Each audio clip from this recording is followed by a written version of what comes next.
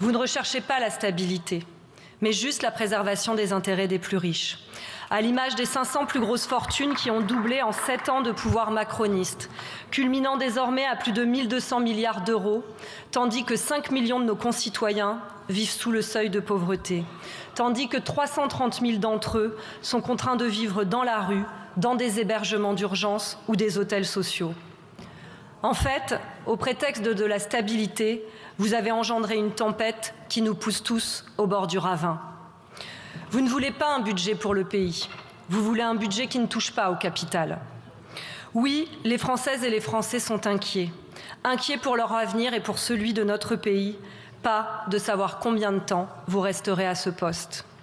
Ils vous demandent comment se loger, comment nourrir leur famille, comment avoir un travail rémunérateur et intéressant. Vous leur répondez que les élus pourront à nouveau cumuler les mandats et cumuler leurs indemnités. Nos compatriotes s'inquiètent de leur avenir et de celui du pays, pas du vôtre.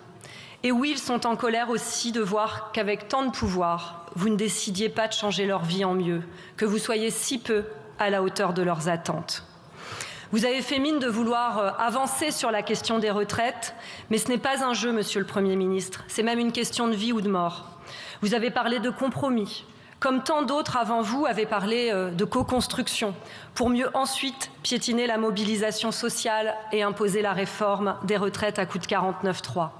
Le pays subit encore les soubresauts de cet assaut antidémocratique. Et qu'avez-vous proposé pour y remédier? Alors d'abord un conclave bien mal ficelé et ensuite un droit de veto pour le MEDEF. Et puis, dans une dernière lettre, maintenant, il y a toujours un grand flou qui persiste. Il y a tellement de si avant que le Parlement puisse enfin se prononcer qu'il est difficile d'y voir clair. Monsieur le Premier ministre, les députés veulent pouvoir voter enfin sur l'abrogation de la réforme des retraites.